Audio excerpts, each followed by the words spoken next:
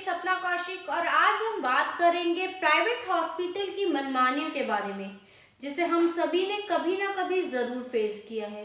लेकिन उससे पहले एक और इम्पॉर्टेंट बात कि अगर आपने हमारा YouTube चैनल सब्सक्राइब नहीं किया है तो प्लीज हमारा YouTube चैनल सब्सक्राइब कीजिए ताकि हम आपको ऐसे ही लीगल अपडेट्स देते रहें। रिसेंटली हम सभी लोगों ने एक बुजुर्ग व्यक्ति की फोटोज देखी, एक न्यूज सुनी जिसमें मध्य प्रदेश के अंदर एक प्राइवेट हॉस्पिटल ने एक बुजुर्ग व्यक्ति को जंजीरों से बांध कर रखा हुआ था, क्योंकि वो व्यक्ति अपना मेडिकल बिल 11,200 रुपए का मेडिकल बिल चुका पाने में असमर्थ था। इसलिए उस व्यक्ति के साथ ऐसा अमानवीय बर्ताव वो प्राइवेट हॉस्पिटल कर रहा था। तो क्या ये उस व्यक्ति के आर्टिकल 21 में दिए गए फंडामेंटल राइट का वायलेशन नहीं था? फंडामेंटल राइट जो हमें भारतीय संविधान ने आर्टिकल 21 में दिया है, जो कहता है that no person shall be denied of his right to life and personal liberty except if established by law, यानी कि हर भारतीय नागरिक के पास आत्मसम्मान के साथ जीने का अधिकार है। तो क्या ये उनके आत्मसम्मान के साथ जीने के अधिकार का वायलेशन नहीं था? क्या ये उनके ह्यूमन राइट्स का वायलेशन नहीं था? कि क्या किसी भी व्यक्ति को मेडिकल बिल न चुका पाने की स्थिति में इस तरीके से बंधक बनाकर रखा जा सकता है?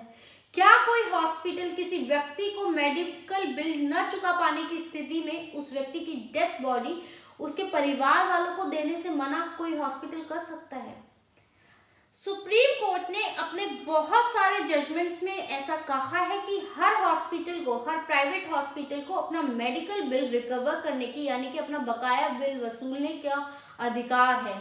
लेकिन वो किसी भी व्यक्ति को इस बात के लिए बंधक नहीं बना सकता कि वो व्यक्ति उसका मेडिकल बिल नहीं चुका पा रहा है इसलिए उस व्यक्ति को बंधक बना लिया जाए, या किसी व्यक्ति की डेड बॉडी उसके परिवार वालों को देने से मना कर दिया जाए।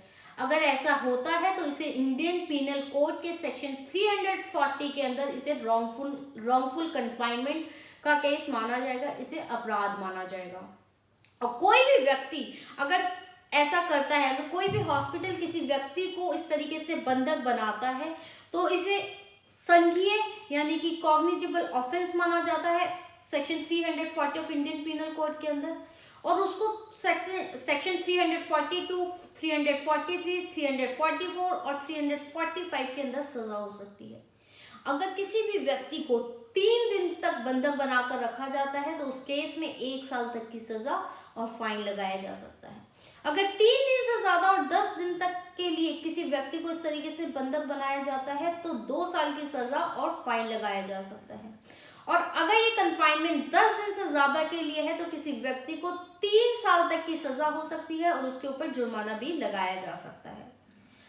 अगर किसी व्यक्ति के लिए हाई कोर्ट या सुप्रीम कोर्ट से रिट इशू हो जाती है कि उस व्यक्ति को रिहा किया जाए, उसको कन्फाइनमेंट से आजाद किया जाए, उसे उस बंधक को छोड़ा जाए, और फिर भी अगर उसको छोड़ा नहीं जाता है तो जो सजा बाकी सेक्शंस में हो सकती है उसके अलावा भी एडिशनल 2 साल की और सजा उस व्यक्ति को दी जाएगी अगर किसी व्यक्ति को इस तरीके से बंधक बनाकर रखा जाता है।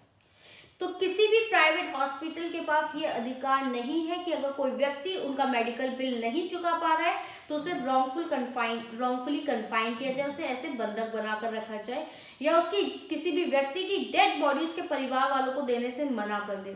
प्राइवेट हॉस्पिटल के पास ऐसा कोई अधिकार नहीं है। सुप्रीम कोर्ट और हाई कोर्ट ने अपने बहुत सारे जजमेंट्स में ये क्लियर कहा है कि कोई भी प्राइवेट हॉस्पिटल अपना मेडिकल बिल तो जरूर रिकवर कर सकते हैं लेकिन किसी को बंधक नहीं बना सकते।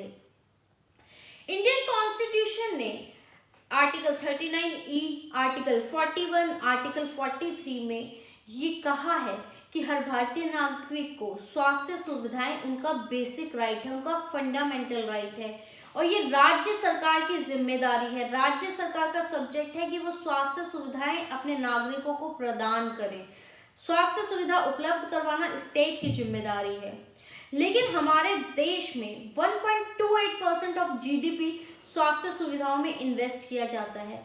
आज कोरोना की महामारी के समय में हम ये समझ सकते हैं कि ये इन्वेस्टमेंट कितना कम है और हमारी स्वास्थ्य सुविधाएं कितनी लचर हैं। हमारे देश की जनसंख्या है 130 करोड़ और उसको देखते हुए ये पैसा बहुत ही कम है जो हम अपने स्वास्थ्य सुविधाओं में लगाते हैं। सुप्रीम कोर्ट ने अपने एक जजमेंट में कहा था कि हर सरकारी हॉस्पिटल को लोगों को बचाने की जिम्मेदारी है, वो लोगों को बेहतर से बेहतर सुविधा उपलब्ध करवाएं।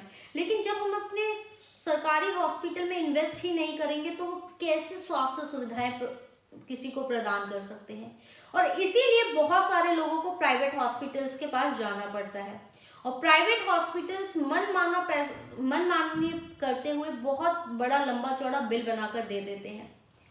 और जब ऐसा होता है, जब वो इतना लंबा चौड़ा बिल बना देते हैं और कोई व्यक्ति उसका बिल नहीं चुका पाता है तो वो उनको बंधक बना लेते हैं। तो अगर कोई भी प्राइवेट हॉस्पिटल किसी व्यक्ति को इस तरीके से बंधक बनाता है या ओवर प्राइस करता है, ज्यादा पैसे वसूल करता है, जितना उनका बिल बनता है उससे ज्यादा उनसे पैसे वसूलता है, या किसी व्यक्ति की डेड बॉडी उसके घर वालों को देने से मना कर देता है, या किसी भी तरीके से उनके बेसिक राइट का, फंडामेंटल राइट्स का वायलेशन करता है, तो कोई भी व्यक्ति उन प्राइवेट हॉस्पिटल की शिकायत कर सकता है। तो कहाँ आप उनकी शिकायत कर सकते हैं? अगर कोई भी प्राइवेट हॉस्पिटल आपके साथ ऐसा व्यवहार करता है तो आप पुलिस के पास तो उनकी कंप्लेंट कर ही सकते हैं, ये आपके पास राइट है। क्योंकि अगर कोई प्राइवेट हॉस्पिटल किसी को इस तरीके से बंधक बनाता है तो ये आईपीसी के अंदर कॉग्निजेबल ऑफेंस है, तो आप पुलिस के पास तो कंप्लेंट कर ही सकते हैं। इसके अलावा आप मेडिकल काउंसिल ऑफ इंडिया के पास भी एक फॉर्मल कंप्लेंट दे सकते हैं। आप अपने स्टेट या सेंट्रल हेल्थ मिनिस्ट्री को भी कंप्लेंट कर सकते हैं। इसके अलावा आप लोकल मेडिकल ऑफिसर होता है, हर डिस्ट्रिक्ट में एक लोकल मेडिकल ऑफिसर होता है, आप उसको कंप्लेंट कर सकते हैं। इसके अलावा आप कंट्रोलर ऑफ लीगल मेट्रोलॉजी में भी एक फॉर्मल कंप्लेंट दे सकते हैं। हर व्यक्ति को अपने अधिकारों का पता होना चाहिए। अगर कोई भी प्राइवेट हॉस्पिटल ऐसा करता है तो आप पुलिस के पास कंप्लेंट कर सकते हैं, मेडिकल काउंसिल ऑफ इंडिया में कंप्लेंट कर सकते हैं, स्टेट या सेंट्रल हेल्थ मिनिस्ट्री को कंप्लेंट कर सकते हैं। हर डिस्ट्रिक्ट में एक लोकल मेडिकल ऑफिसर होता है, आप उसे भी कंप्लेंट कर सकते हैं। इसके अलावा central health ministry of India ने ईयर 2018 में एक पेशेंट्स के लिए एक चार्टर लेके आए थे, ड्राफ्ट दिया था, जिसमें उन्होंने पेशेंट के 17 बेसिक राइट्स की बात की थी कि हर पेशेंट को ये 17 बेसिक राइट्स मिलने चाहिए, ऐसा हेल्थ मिनिस्ट्री ऑफ वेलफेयर ने कहा था। जिसमें उन्होंने कहा था कि हर व्यक्ति को स्वास्थ्य सुविधाएं मिलनी चाहिए, कोई भी हॉस्पिटल किसी भी व्यक्ति का इलाज करने से मना नहीं कर सकता।